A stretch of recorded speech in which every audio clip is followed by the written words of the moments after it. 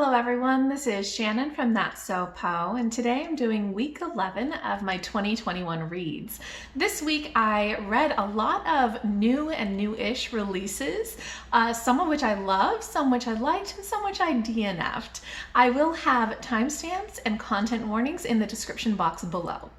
First, I finished Fireheart Tiger by Aliette Bodard. This is a fantasy novella set in a Vietnamese-inspired world where there is a princess who goes to a foreign court when she is young and ends up coming back years later to her home court where her mother, the Empress, is now trying to deal with some delegates from that foreign court and negotiate some trade and boundaries. So in this story, we follow the princess as she is trying to find herself and find her power.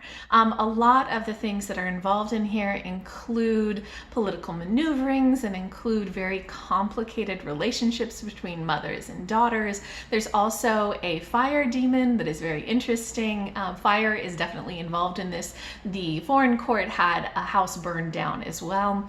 So a lot of this story is a queer love story and a coming of age story, but in sort of a typical Aliette Bodard way, there's a lot of layers of meaning and theme with some more abstract storylines. I thought that this was a good novella, although I was lost for part of it, and it did feel just slightly melodramatic at times for me. So a good book, but maybe not my favorite thing that I've read by Bodard, so I gave this 3.5 out of 5 stars.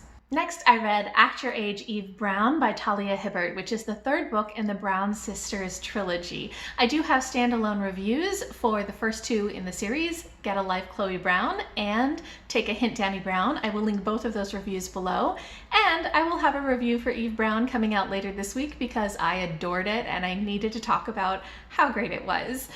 If you are interested in contemporary romance that is filled with so much humor and so much joy and so much great representation for all sorts of different aspects of beautiful, wonderful people and lots of steamy sex, this is the series for you. In this story, we follow Eve Brown, who is a person who's a very free spirit. She's very sunny, very creative, but a little bit flighty. And her parents tell her that she needs to stop changing her mind about what she wants to do in life and actually settle down and get a job to support herself rather than just relying on her trust fund. So she goes out and on a whim applies to be a chef at a very cute B&B in a little town, except that the owner of the B&B is somebody who is very much by the book, wants all of the rules followed, doesn't like, the lavender hair and bright orange t-shirt and all of these things that Eve is representing, kind of chaos and turmoil. But she ends up getting the job and they have to kind of work things out together. This book is just so funny, so sweet. I loved the autism rep in it. I loved the way that the characters really got each other and really saw who each other was. This book made me laugh so much. It made me just have the heart squeezes of so much love and enjoyment. I adored it. I will have a standalone review up later this week. I gave it 5 out of 5 stars, thoroughly enjoyed it, and definitely recommend it. Now, moving on to my DNFs for this week. And like I said before, I'm in kind of a funky mood, which means that my DNFs are not DNFs because these are bad books, but more because I just am not in the mood to keep reading things unless they really grip me. So the first book that I DNF'd was Hench by Natalie, Zina, Walschots. This is a book that I have been hearing really great things about. I heard about this first from Russell at Ink and Paper Blog, who I will link below, and he loved it, and a lot of people love it. It's very much an interesting story. It is kind of a modern-ish day world, except one where superheroes exist as well as supervillains. And we follow a woman who is very much kind of down on her luck. She works temp jobs for villains as a hench, and she basically just does data entry.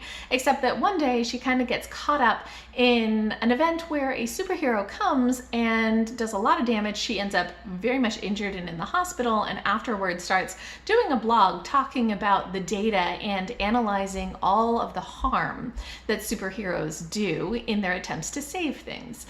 So this is a book filled filled with kind of subversive look at society. There's a lot of interesting commentary, but the humor was really much not my style. The humor in this is very much snarky. It's kind of petty. It's kind of filled with bitterness and anger. And I think that makes a lot of sense for what the book is, but that just really isn't my style, and I couldn't very much empathize with what was going on. Even though I thought there were interesting discussions in here, I didn't like that kind of bitterness, if that makes sense, and I didn't find it very funny.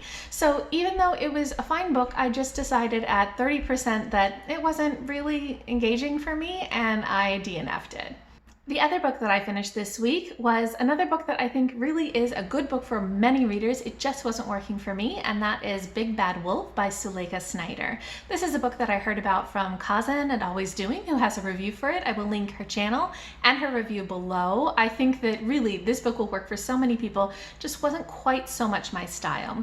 So this is a contemporary urban fantasy paranormal romance that is set in a world that is modern day, except that supernatural beings such as werewolves and vampires and sorcerers and such exist, and that came to light after the 2016 elections. This is sort of a dystopian world in that, in addition to all of the regular prejudices and things like the Muslim travel ban and anti-trans and anti-abortion legislation, all of these things going even further than they actually have, we have a lot of anti-supernatural legislation happening too.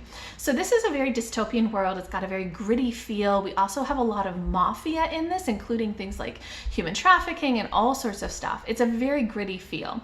And that just isn't so much my style. So I got through 63% of this book before I decided I just wasn't that interested in continuing, although I do think that this is the first book in an entire series, and I think that Suleikha Snyder's doing a good job of setting up the series. And the storyline in this book is about a woman who's human, and she is the lawyer for a supernatural werewolf guy who ended up murdering a ton of mafia people.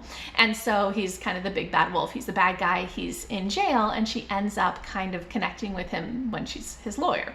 So there's a lot in this book that is really cool in terms of politics and world building and all that sort of stuff, but also the relationship between the two main characters was something that developed really, really fast in kind of that fated mates type of trope, which often I'm fine with, but here it just moved way too fast, and there was a lot of kind of just it's just too intense too fast for me, and it has a lot of things that I'm not such a fan of, such as very, very dirty language and dirty sex and things like sex without condoms and all sorts of stuff that just was a little bit too much for me. So I think that if you like urban fantasy and if you like paranormal romance, this could definitely work for you, but it was just a little too gritty and a little bit too dirty for me. Okay, so that is everything that I have read and DNF'd this week. If you guys have read any of these books, if you have any thoughts, any recommendations, anything at all, just go ahead and leave me a comment down below.